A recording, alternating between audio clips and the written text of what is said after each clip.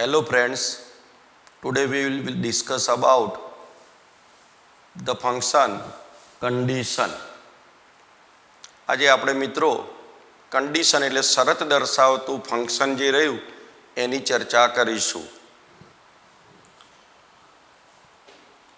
Function કંડિશનનું જે છે એ કઈ રીતે પરીક્ષામાં પૂછાય છે તો બે રીતે પૂછાય. શોઈંગ અથવા expressing condition in present oblique past. વર્તમાનમાં અથવા ભૂતકાળમાં શરત દર્શાવતું વાક્ય એટલે આપણે આનો કીવર્ડ છે કંડિશન શબ્દ યાદ રાખવાનો. અને કંડિશનની જ્યારે વાત આવે ત્યારે આપણા મનની અંદર બે કનેક્ટિવ જે રહ્યા એ આપણા ધ્યાનમાં આવે, ઇફ અથવા અનલેસ.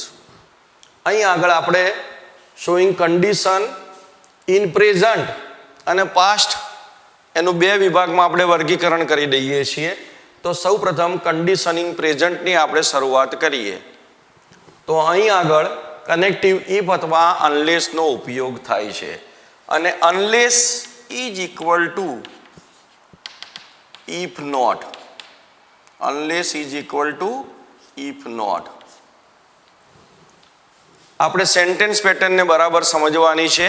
વાક્ય રચના, વાક્યની શરૂઆત જે રહી ઇફ અથવા અનલેસ વડે થાય. એના પછી શરૂઆતમાં સબ્જેક્ટ આવે, વર્બ આવે. પણ વર્બ કયું? આપણે શોઈંગ કંડિશન ઇન પ્રેઝન્ટની વાત છે એટલે અહીંયા સાદા વર્તમાન કાળનું એટલે સિમ્પલ પ્રેઝન્ટ ટેન્સનું વર્બ આવે. પ્લે અથવા પ્લેઝ, ડુ નોટ પ્લે અથવા ડઝ નોટ પ્લે. અને એના પછી અધર વર્ડ્સ આવે. એના પછી કોમા એટલે અલ્પવિરામ આવે. અને એના પછીનું જે મેઇન ક્લોઝ અથવા પ્રિન્સિપલ ક્લોઝ રહ્યું એની અંદર સબ્જેક્ટ પછી ભવિષ્યકાળ, જનરલી સાદો ભવિષ્યકાળ બને, શેલ અથવા વિલ, અને એની જોડે પ્લસ પ્લેન વર્બ. અથવા તો શેલ અને વિલના સ્થાને કેટલીક વાર કેન અથવા મેનો પણ ઉપયોગ થાય. અહીંયા કુડ કે માઇટ આવે જ નહીં, એ ભૂતકાળમાં આવે છે. અધર વર્ડ્સમાં ઓબ્જેક્ટનો પણ સમાવેશ થઈ જાય. આપણે બધા મિત્રો જાણીએ છીએ કે ક્લોઝિસની જ્યારે વાત આવે ત્યારે ક્લોઝિસના બે પ્રકાર છે, મેઇન અથવા પ્રિન્સિપાલ ક્લોઝ અને સબઓર્ડિનેટ ક્લોઝ. મેઇન ક્લોઝને અથવા પ્રિન્સિપાલ ક્લોઝને ઇન્ડિપેન્ડન્ટ ક્લોઝ તરીકે પણ ઓળખવામાં આવે છે. અને સબઓર્ડિનેટ ક્લોઝ જેને આપણે શોર્ટમાં સબ ક્લોઝ લખીએ છીએ એને ડિપેન્ડન્ટ ક્લોઝ તરીકે પણ ઓળખવામાં આવે છે. જ્યારે સિન્થેસિસનો ટોપિક આપણે લઈશું ત્યારે એના વિશે ડિટેલમાં વાત કરીશું. પણ અત્યાર પૂરતી આપણે વાત કરીએ તો સબઓર્ડિનેટ ક્લોઝ જે રહ્યું એના ત્રણ પ્રકાર હોય છે. જો સબઓર્ડિનેટ ક્લોઝ નાઉનનું કામ કરે તો એને નાઉન ક્લોઝ કહીશું. એડજેક્ટિવનું કામ કરે તો એને એડજેક્ટિવ ક્લોઝ કહીશું. અને એડવર્બનું કામ કરે તો આપણે એને એડવર્બ ક્લોઝ કહીએ છીએ. મેઇન ક્લોઝ જે રહ્યું એ ક્યારેય નાઉન ક્લોઝ, એડજેક્ટિવ ક્લોઝ કે એડવર્બ ક્લોઝ હોતું નથી. સબઓર્ડિનેટ ક્લોઝની ખાસિયત એ છે કે એની શરૂઆતમાં કોઈ એક ચોક્કસ પ્રકારનું કનેક્ટિવ આવતું હોય છે. અહીં આગળ કંડિશન દર્શાવવા માટે ઇફ અથવા અનલેસનો ઉપયોગ થાય છે. અને આ જે ક્લોઝ રહ્યું એને આપણે એડવર્બ ક્લોઝ ઓફ કંડિશન તરીકે પણ ઓળખી શકીએ. આપણે અહીંયા પેપર સ્ટાઇલ બદલાઈ, format of the question paper, એટલે એમાં નવો શબ્દ આપ્યો ફંક્શન. તો ફંક્શન શાનું? કંડિશનનું. શોઈંગ કંડિશન અથવા એક્સપ્રેસિંગ કંડિશન એ બે રીતની આવે. એક વર્તમાનની તો ઇન પ્રેઝન્ટ અને ભૂતકાળની તો ઇન પાસ્ટ, જે આપણે એના પછી જોઈશું. તો અહીંયા આપણે એને સમજવાનો પ્રયત્ન કરીએ. ઇફ વાળું વાક્ય આપણે લખીએ છીએ અહીંયા આગળ. પહેલા if you work hard you will pass.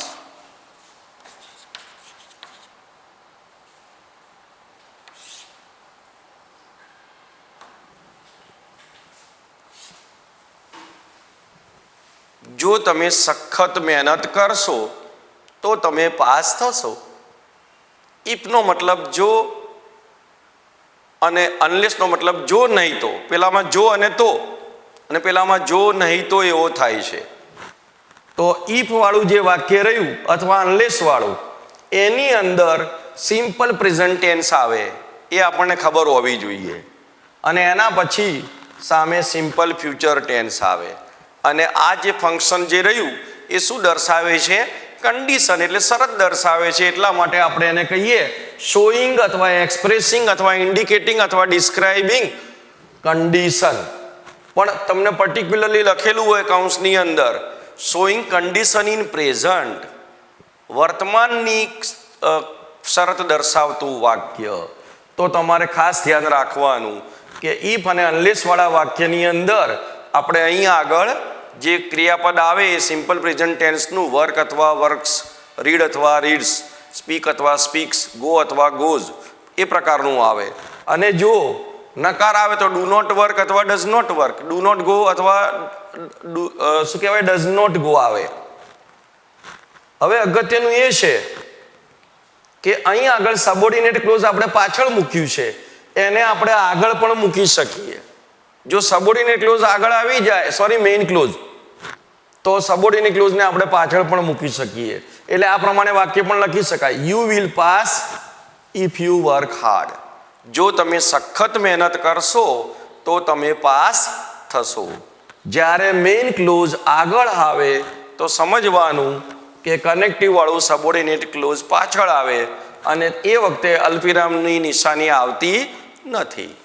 એટલે આપણે બીજી વાક્યરચના આપણે ઓરની લખવી હોય તો લખી શકાય, પણ આપણે લખી નથી. તમે બધા સમજી શકો છો, ઓરની વાક્યરચના લખવી હોય તો આ ક્લોઝ પહેલું લખવાનું મેઇન ક્લોઝ, અને સબ ક્લોઝ પછી લખવાનું. હવે આનું આ જ વાક્ય જે છે આપણે એમ કહ્યું કે અનલેસ મીન્સ ઇફ નોટ, તો ઇફ વાળા વાક્યની અંદર નોટ આવે. અને જો નોટ ના આવે તો સમજી લેવાનું કે તમારે એ વાક્યને બેલેન્સ કરવું પડે. આપણે ધારો કે અનલેસનો ઉપયોગ કરીએ, unless you work hard you will not pass.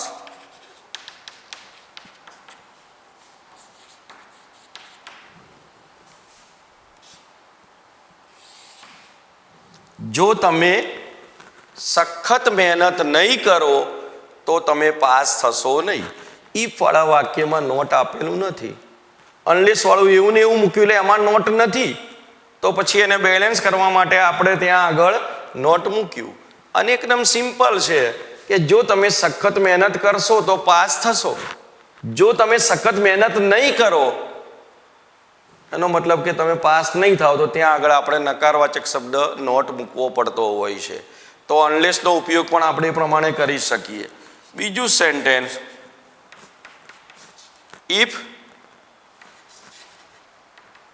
You help me I will help you.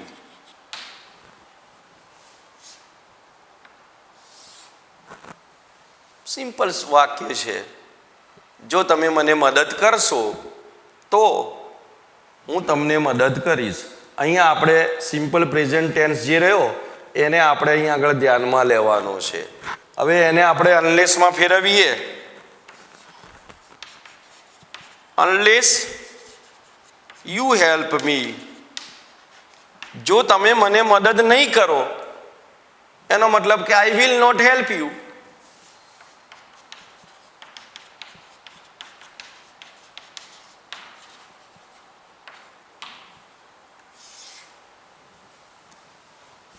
તો ઇફ વાળા વાક્યો અને અનલેસ વાળા વાક્યો એટલે કન્ડિશન દર્શાવતા વાક્યો. કનેક્ટિવ બે જે છે બહુ કીવર્ડ લખો અથવા કનેક્ટિવ લખો એ તમારે યાદ રાખવાના.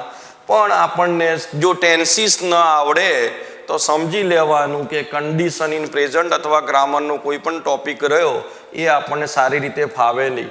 પરીક્ષામાં તમારે જે અધૂરા વાક્યો પૂછાતા હોય છે એની અંદર અધૂરું વાક્ય આટલા સુધી આપેલું હોય અને પાછળ લાંબી લીટી દોરેલી હોય અને કૌંસની અંદર સૂચના આપેલી હોય શોઈંગ કન્ડિશન, માત્ર એટલું જ લખેલું હોય showing condition.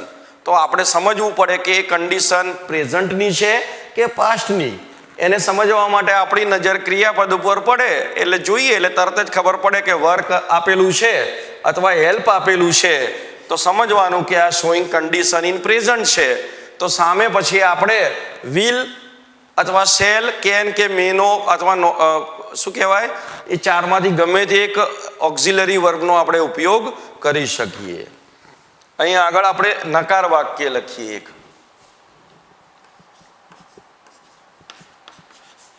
If Mahesh does not finish his work,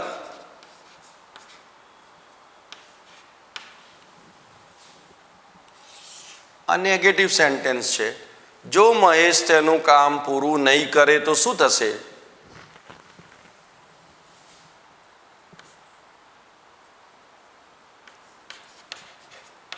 He will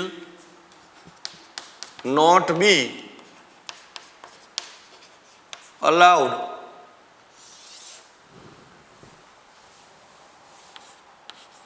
to go home.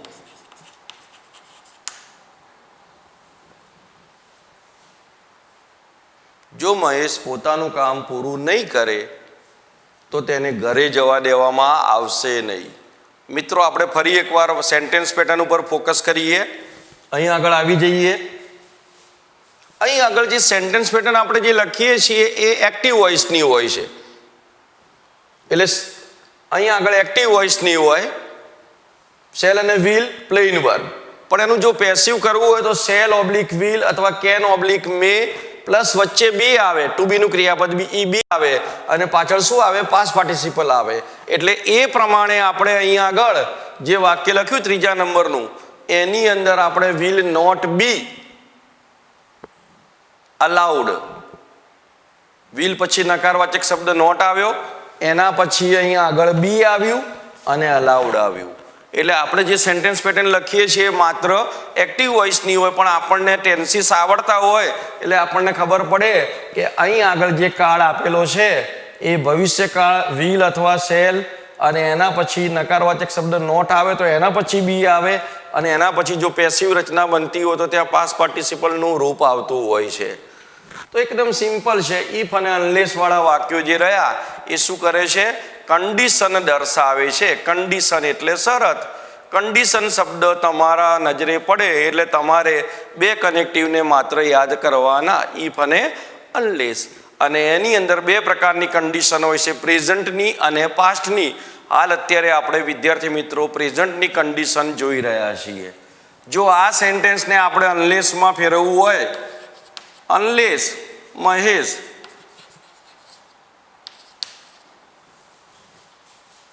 finishes his work,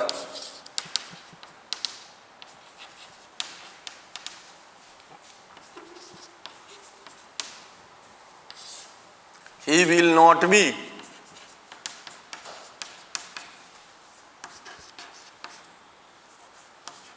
allowed to go home.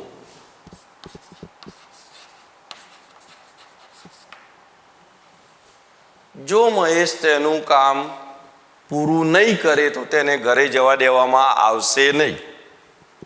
Does not, અનલેસનો meaning આપણે પહેલા ઓલરેડી જોઈ ગયા. Unless means if not.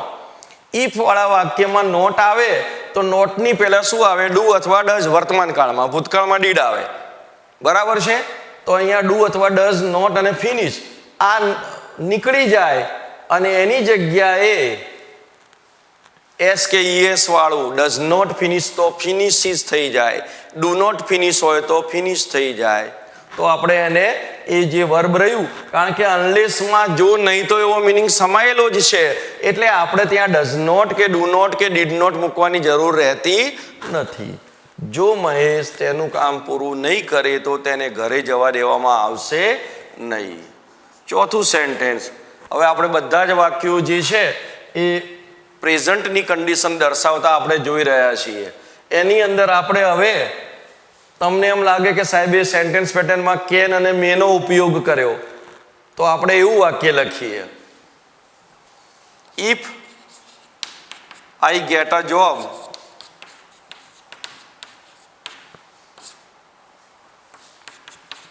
I can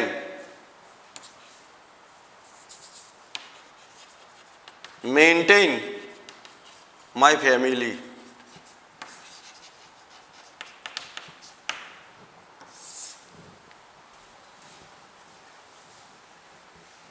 તો આપણે model auxiliary verb કેનનો ઉપયોગ કર્યો છે. જો મને નોકરી મળી જાય, સરસ છે, તો હું શું કરી શકું? હું મારા કુટુંબનું ભરણ પોષણ કરી શકું. આપણે સેન્ટેન્સ પેટર્નની અંદર શેલ, વિલ જે સાદો ભવિષ્યકાળ બતાવે એની જોડે પ્લેન વર્બ આવે તો, અને કેન શકવું એટલે કે સામર્થ્ય દર્શાવવા માટે એનો ઉપયોગ થાય છે, અને મે એટલે કદાચ શક્યતા દર્શાવવા માટે એનો ઉપયોગ થાય છે. આપણે બધા જ વાક્યોને અનલેસમાં ફેરવતા નથી સમયના અભાવે. 3 વાક્યો આપણે ફેરવ્યા, તમને ખ્યાલ આવી ગયો કે અનલેસનો ઉપયોગ પણ આની અંદર થાય છે. અને એ અનલેસ મીન્સ ઇફ નોટ, તો એ પ્રમાણે તમે વાક્યો જોયેલા જ છે. 5મું અને છેલ્લું સેન્ટેન્સ મેનો ઉપયોગ કરવાનો. If he tells me the truth,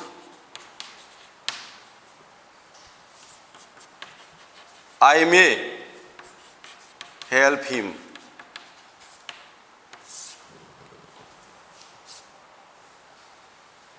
જો તે મને સત્ય કહેશે તો હું એને કદાચ મદદ કરીશ. અત્યાર સુધી કશું જ બોલતો નથી, સાચું બોલતો નથી, પણ જો સત્ય કહેશે તો કદાચ એને હું મદદ કરી શકું. જે મુશ્કેલીમાં મુકાયો છે એમાંથી એને હું બહાર કાઢી શકું. તો મિત્રો આપણે કન્ડિશન ઇન પ્રેઝન્ટના વાક્યો જોયા, જેની અંદર તમે બધા સમજી શકો છો કે ઇફ અને અનલેસનો ઉપયોગ જ્યારે થાય ત્યારે ઇફવાળા ક્લોઝમાં એટલે કે સબોર્ડિનેટ ક્લોઝની અંદર કરતા પછી સાદા વર્તમાનકાળ એટલે કે સિમ્પલ પ્રેઝન્ટ ટેન્સનું વર્બ આવતું હોય છે, જે અકાર અથવા નકાર પણ હોઈ શકે. બરાબર છે. અને અહીં આગળ ભવિષ્યકાળના શેલ અથવા વિલ મોડલ ઓક્ઝિલરી આવે, અથવા તો કેન અથવા મેનો પણ ઉપયોગ થાય, અને એની જોડે પ્લેન વર્બ આવે. જો આનું પેસિવ થતું હોય તો વચ્ચે બી આવે અને પ્લેન વર્બના સ્થાને પાસ્ટ પાર્ટિસિપલ આવે. તો આપણે આ જે છે શોઈંગ કન્ડિશન ઇન પ્રેઝન્ટ આપણે જોઈ ગયા. હવે આપણે શરૂઆત કરીશું શોઈંગ કન્ડિશન ઇન પાસ્ટ. તો એના વાક્યો જે છે એ આપણે શરૂઆત કરવાની છે. તો લખી દઈએ શોઈંગ કન્ડિશન ઇન પ્રેઝન્ટની જગ્યાએ આપણે શું કરીશું? Past.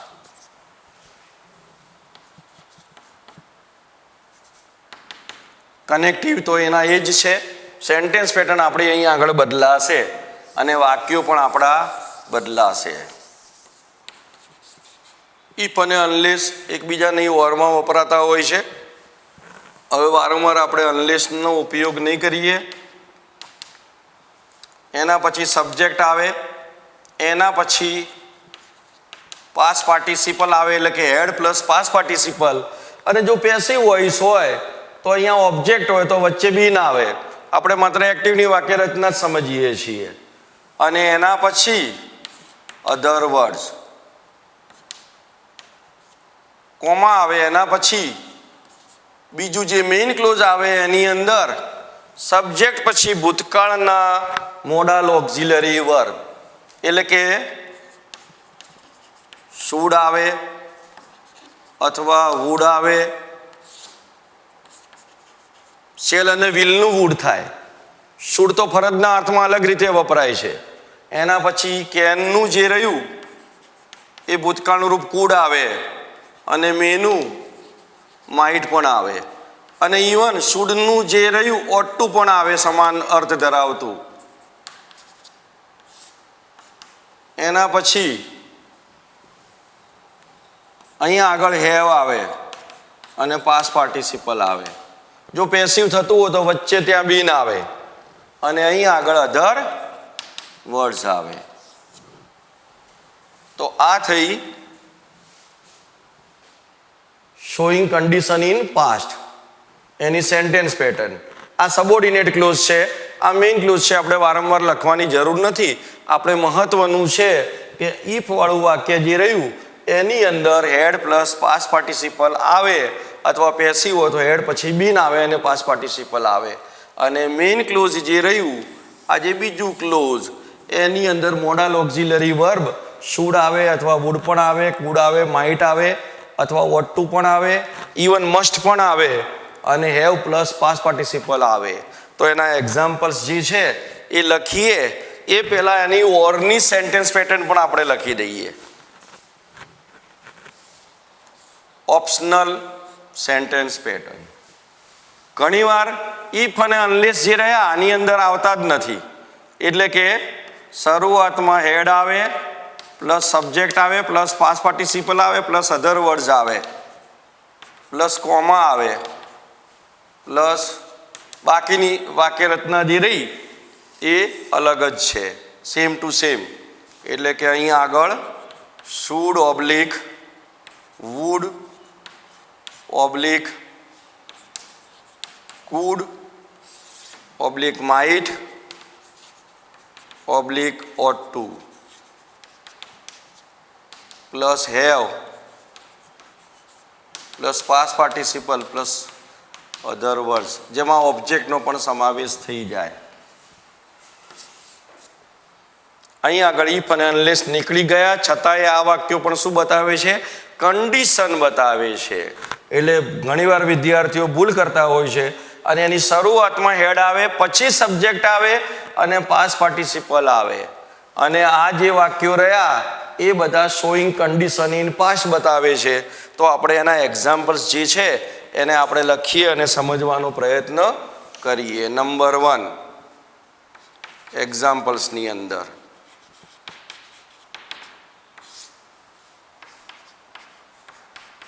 if Vivek had worked harder,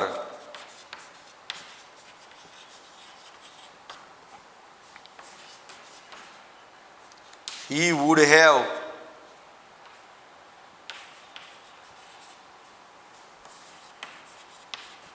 passed the exam.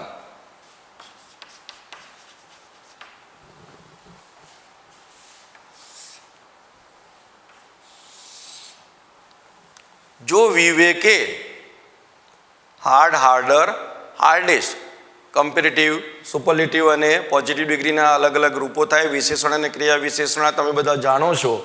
તો હાર્ડ એટલે સખત, હાર્ડર એટલે વધારે સખત અને હાર્ડેસ્ટ એટલે સૌથી સખત. તમે બધા મિનિંગ જાણો છો. જો વિવેકે વધારે સખત મહેનત કરી હોત ભૂતકાળની અંદર તો શું થયું હોત? He would have passed the exam. તેણે પરીક્ષા પાસ કરી હોત. પણ એનો મતલબ એવો થયો કે એને સખત મહેનત કરી પણ નથી અને પરીક્ષા પાસ પણ કરી નથી. અહીં આગળ શોઈંગ કન્ડિશન ઇન પાસ્ટ ભૂતકાળમાં શરત દર્શાવતું વાક્ય, તો ત્યાં પૂર્ણ ભૂતકાળવાળું વાક્ય આવી જાય અને આ જે છે એ ભૂતકાળની અધૂરી રહેલી શરત બતાવે છે. જો એને સખત મહેનત કરી હોત તો પાસ થયો હોત. એનો મતલબ unfulfilled condition, showing unfulfilled condition in past, ભૂતકાળમાં દર્શાવતી અધૂરી શરત, એવું અહીંયા આગળ એનો મિનિંગ થાય છે. અને ઓરનું જો વાક્ય લખીએ આનું આ જ વાક્ય, તો આ વાક્ય રચના પ્રમાણે આપણે એને લખી શકાય. હેડ સબ્જેક્ટ કોણ છે? વિવેક. વર્કડ પાસ્ટ પાર્ટિસિપલ વર્કડ છે ને, વર્કડ હાર્ડર. હી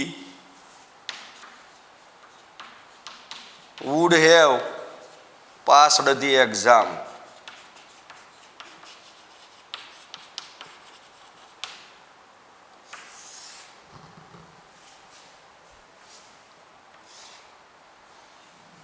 બંનેનો મિનિંગ સરખો જ થાય છે, એટલે ગુજરાતી કરવાની જરૂર નથી. જો વિવેકે વધારે સખત મહેનત કરી હોત તો એ પરીક્ષા એને પાસ કરી હોત. તો ઇફ અને અનલેસ વાળા વાક્યો પણ આપણે માત્ર ઇફનો જ ઉપયોગ કરીએ છીએ. અનલેસનો ઉપયોગ કરીએ તો મિનિંગ બદલાઈ જાય. બરાબર છે, એ આપણે બધા જાણીએ છીએ. Unless Vivek had worked harder he would not have passed the exam. તો અહીંયા નોટ મૂકવું પડે આપણે એને બેલેન્સ કરવા માટે. હવે આપણે એનું બીજું સેન્ટેન્સ લઈશું. સેન્ટેન્સ પેટર્ન તમે બધાએ લખેલી જ છે.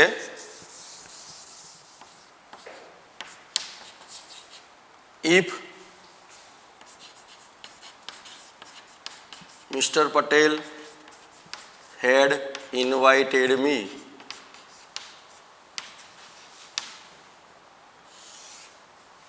I might have attended his birthday party.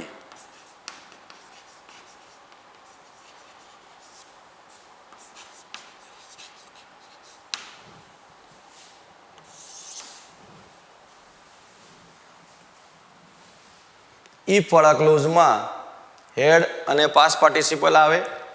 Main ક્લોઝની અંદર ભૂતકાળના should, would, might, could, ought to અથવા મસ્ટ મોડલ ઓક્ઝિલરી આવે. એના જોડે હેવ જ આવે.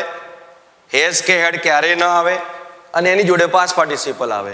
જો પેસિવ હોય તો હેવ પછી બી ના આવે. અહીંયા આગળ પેસિવ હોય તો અહીંયા પણ બી ના આવે. પણ આપણે વાક્ય રચના શાની લખેલી છે? એક્ટિવ વોઇસની. તો અહીંયા આગળ જો શ્રીમાન પટેલે મને આમંત્રણ આપ્યું હોત તો મેં કદાચ એવો મિનિંગ આવે તો એના માટે શું આવે? માઇટ. તો મેં કદાચ એમની બર્થડે પાર્ટીમાં હાજરી આપી હોત. આનું આ જ વાક્ય આપણે હેડથી લખવું હોય તો પણ લખી શકાય. Had mister Patel invited me, I, બાકીનું વાક્ય એમનું એમ જ રહેશે. Might have attended his birthday party.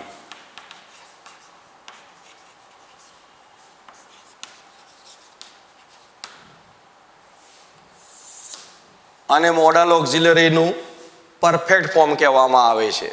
Model ઓક્ઝિલરીનું પરફેક્ટ ફોર્મ જેની અંદર shall, will, should, would, may, might, can, could, ought to, must આ બધા મોડલ ઓક્ઝિલરી આવે. એના પછી હેવ અને પાસ પાર્ટિસિપલ આવે. પેસિવની અંદર વચ્ચે બી ના આવે. પણ અહીંયા ભૂતકાળની કન્ડિશન દર્શાવતું વાક્ય હોય તો ત્યાં આગળ મેનું માઇટ આવે, મેના સ્થાને કેનનું કુડ આવે, શેલ અને વિલનું વુડ અને શુડ ફરજ દર્શાવતું, બીજું ફરજ દર્શાવતું ઓટ ટુ આવે અને ઇવન મસ્ટ પણ આવે. ત્રીજું સેન્ટેન્સ આપણે લખીશું.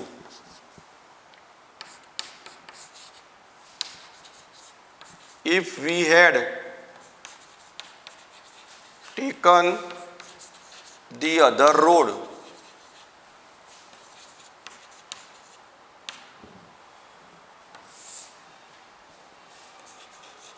we might have arrived home earlier.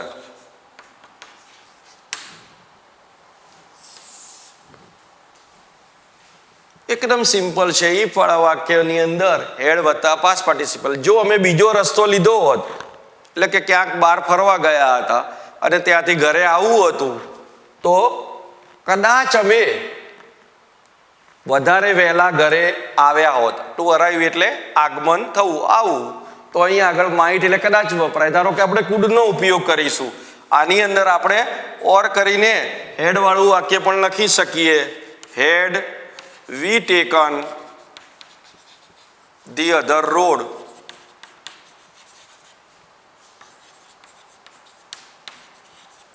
we might have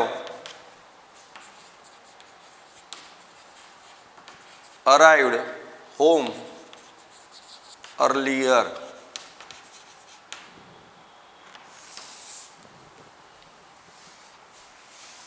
showing condition in past માં પૂર્ણ ભૂતકાળ ઇફ વાળા ક્લોઝમાં અથવા એનું ઓર વાળું જે હેડથી શરૂ થતું વાક્ય છે એની અંદર આવે.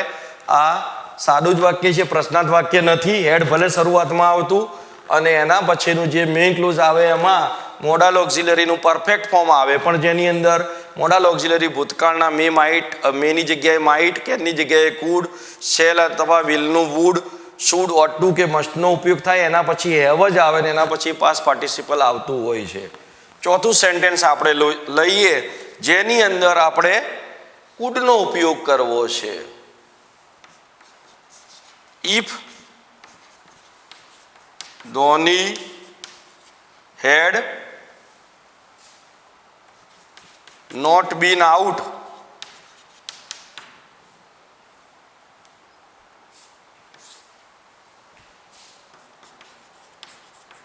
India could have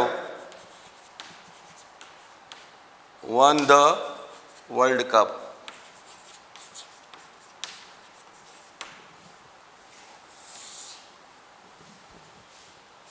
જો ધોની આઉટ ન થયો હોત તો કદાચ ભારત વર્લ્ડ કપ જીતી શક્યું હોત. કદાચ નહીં, પણ કુડનો મતલબ શું થાય છે? કેન અને કુડ. કેન વર્તમાનમાં અને કુડ ભૂતકાળમાં વપરાય. એબિલિટી, કેપેસિટી, સામર્થ્ય, ક્ષમતા દર્શાવવા માટે વપરાય. તો જો ધોની આઉટ ન થયો હોત, આપણે બધા સ્ટોરી જાણીએ છીએ, હિસ્ટ્રી, કે સેમિફાઇનલમાં રન આઉટ થઈ ગયો ને એના કારણે આપણે વર્લ્ડ કપ ગુમાવી દીધો. તો જો આઉટ ન થયો હોત ભૂતકાળની અંદર તો શું થયું હોત? ભારત કદાચ વર્લ્ડ કપ, કદાચ નહીં પણ ભારત વર્લ્ડ કપ જીતી શક્યું હોત, એવો એનો મિનિંગ થાય છે. આને આપણે ઓવર કરીને લખવું હોય તો પણ લખી શકાય. હેડ વાળું વાક્ય આગળ આવી જાય. ઇફ અને અનલેસ નીકળી જાય. Had Dhoni not been out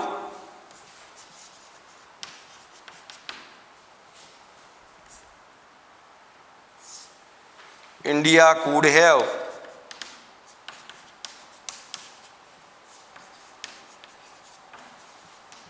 won the World Cup.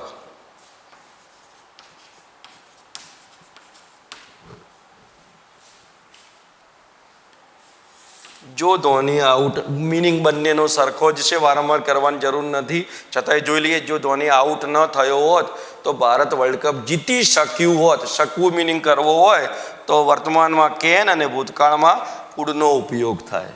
હવે મિત્રો, આનું છેલ્લું સેન્ટેન્સ આપણે લખી લઈએ, પાંચમું, જેની સાથે આપણો ટોપિક અહીં આગળ પૂરો કરીશું. આપણે આ નંબર 5 છે આનો. If Ajay had wanted to pass the exam,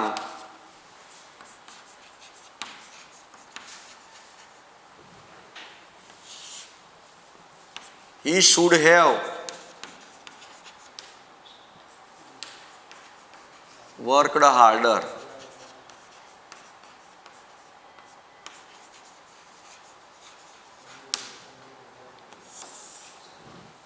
ઓર કરીને પણ વાક્ય પહેલા આપણે લખી જ દઈએ. ઇફ નીકળી જાય તો હેડ આગળ આવે. Had Ajay wanted to pass the exam,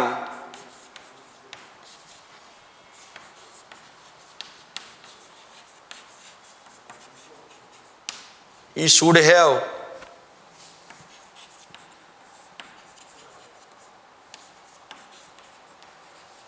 worked harder.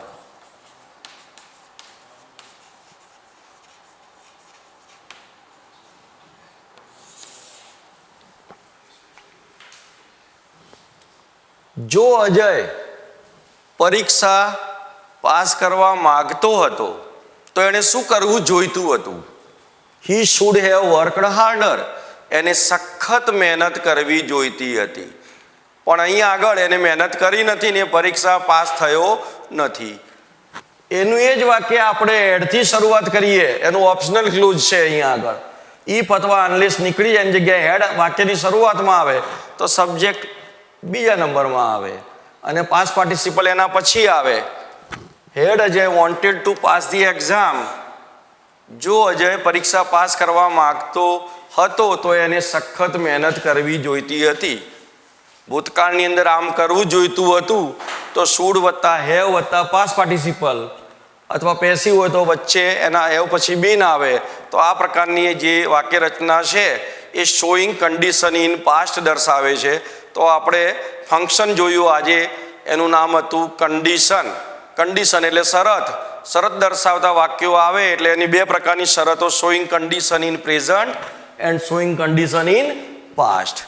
આપણે બંનેનું વર્ગીકરણ કર્યું. પહેલાં આપણે શોઈંગ કન્ડિશન ઇન પ્રેઝન્ટ જોઈ, જેની અંદર આપણે ઇફ વાળા અથવા અનલેસ વાળા ક્લોઝની અંદર સિમ્પલ પ્રેઝન્ટ ટેન્સનો ઉપયોગ કર્યો અને સામેનું જે મેઇન ક્લોઝ આવતું હતું એની અંદર સાદો ભવિષ્યકાળ બને એટલે શેલ અથવા વિલની જોડે પ્લેન વર્બ આવે અથવા તો કેન અને મેનો પણ ઉપયોગ કરીને પ્લેન વર્બનો આપણે ઉપયોગ કરી શકીએ.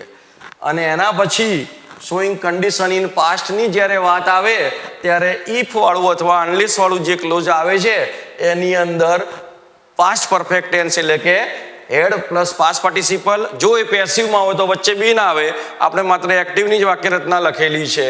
અને મેઇન ક્લોઝ જે રહ્યું એની અંદર મોડાલ ઓક્ઝિલરી વર્બ આવે પણ ભૂતકાળ ના આવે, એટલે જનરલી શુડ વર્તમાનમાં એ વપરાય, ભૂતકાળમાં પણ વપરાય.